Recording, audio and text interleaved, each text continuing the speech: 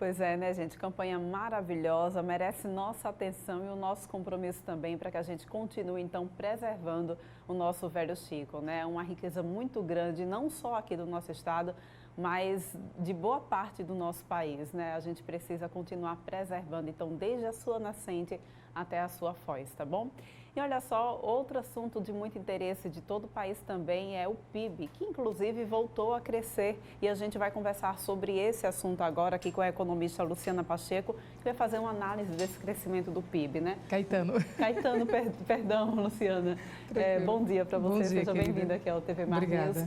Luciana, então, a gente percebe que o PIB voltou a crescer, mas parece que de forma desigual, não é isso? Que impactos esse... Primeiro explica para a gente que crescimento foi esse e a que se deve esse crescimento. Tá, a gente tem, na verdade, uma queda acumulada desde 2014 de aproximadamente 7% do PIB em relação a esse ano, referência, 2014.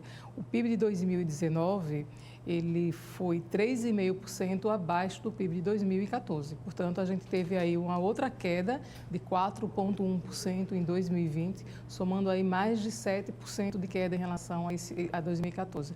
Então, e o que a gente tem na economia é uma certa sazonalidade setorial.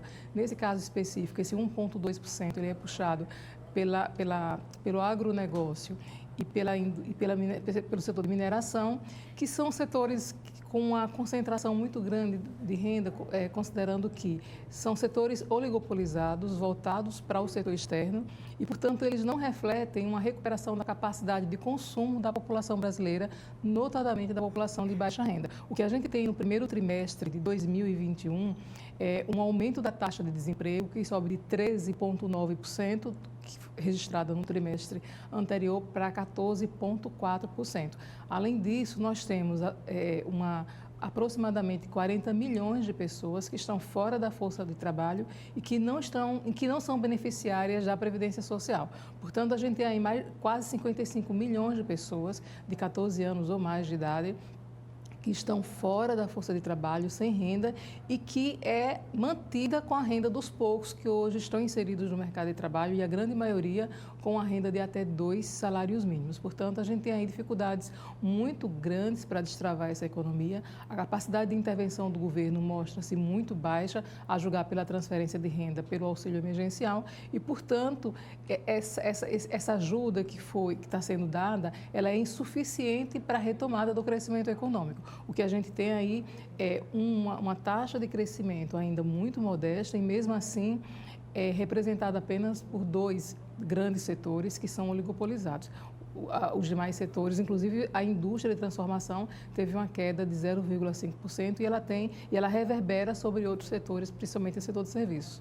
Não é, de certa forma, Luciana, não é um cenário muito atípico para a gente, né? O país meio que já está acostumado a ver, de certa forma, a concentração de dinheiro na mão de poucas pessoas e a maioria das pessoas passando necessidade. É isso que a gente vê mais uma vez acontecer?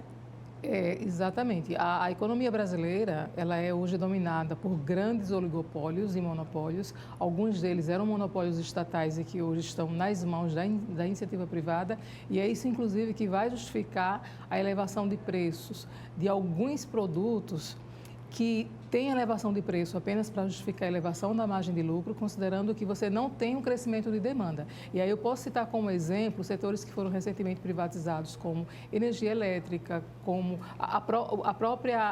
os combustíveis, por exemplo, que em boa medida hoje está também nas mãos da iniciativa privada e cujos preços foram influenciados por uma pressão dos grandes acionistas hoje da Petrobras, também do setor de mineração de um modo geral.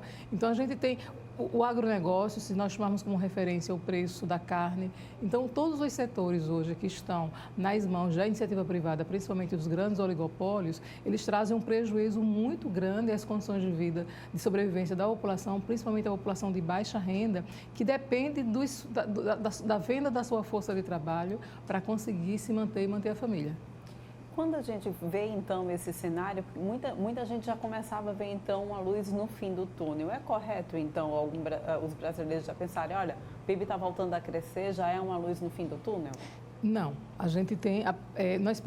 Nós precisaríamos, para destravar essa economia, de uma intervenção muito enérgica do governo federal em parceria com os governos subnacionais no sentido de recuperar a capacidade de consumo da população brasileira através do emprego. E para isso é importante reorganizar as cadeias produtivas locais numa perspectiva de criarmos novas formas de inserção das pessoas no mercado de trabalho, considerando que temos o crescimento muito grande do desemprego estrutural, dada a uma reestruturação do setor produtivo que se mostra cada vez mais mecanizado e cada vez mais concentrado no número em um número muito pequeno de empresas. Então, mesmo quando você tem um crescimento do faturamento dessas empresas e o PIB, e o crescimento do PIB no primeiro trimestre de 2021, que vai coincidir com o aumento do desemprego, demonstra muito bem o que eu estou falando. Ou seja, você aumenta o faturamento de alguns setores que são oligopolizados, mas isso não resulta no aumento da empregabilidade. Então, é importante que o governo federal, em parceria com os governos subnacionais, tenha um projeto de desenvolvimento, de reconstrução de cadeias produtivas locais. Por exemplo, se a gente pegar Alagoas, a gente pode ter o turismo, o artesanato, a agricultura familiar, o pequeno comércio. Então, é importante observar quais são as vocações desses microterritórios e ter um projeto de desenvolvimento com liberação de linhas de crédito, com taxa de juros subsidiada e uma baixa carga tributária para esses setores menores, numa perspectiva de termos essa recuperação da economia local. Se nós não fizermos isso e inserirmos as pessoas no mercado de trabalho e dar a elas condição de ter um consumo minimamente condizente com uma qualidade de vida, a economia não vai se recuperar porque a renda é muito concentrada. Nós temos um país muito grande e a gente costuma dizer que são vários Brasis dentro de um Brasil. Eu gostei muito quando você pôde citar a peculiaridade aqui de Alagoas, né? Como esse crescimento do PIB de fato afeta o nosso estado, que é um estado que não tem um poder de indústria grande, também não tem um poder... o nosso forte, de certa forma, é mais serviço, é turismo, enfim, como é que fica essa situação aqui da nossa economia? Pois é, e os dois setores que puxaram esse crescimento do PIB, que são mineração e agronegócio, não estão concentrados nas regiões norte e nordeste. O agronegócio está na região centro-oeste e um pouco na região sudeste também, e a mineração principalmente na região sudeste. Então, a região nordeste, ela não aproveita um pouco desse crescimento que já é muito modesto. Então, e a gente tem, por exemplo, uma diferença de renda muito grande entre a classe trabalhadora da região nordeste e da região sudeste. A média normalmente fica abaixo de 50% se nós pegarmos como referência todos os trabalhos. Se você pega apenas o mercado de trabalho formal, essa distância vai ser menor, porque você tem o mínimo como piso. Mas, dado uma taxa elevada de informalidade no Brasil e os baixos salários que são registrados nas regiões norte e nordeste, a diferença de renda é muito grande, de modo que essa taxa de crescimento certamente não vai ser percebida, né, por essas duas regiões, notadamente pela população que hoje está na informalidade.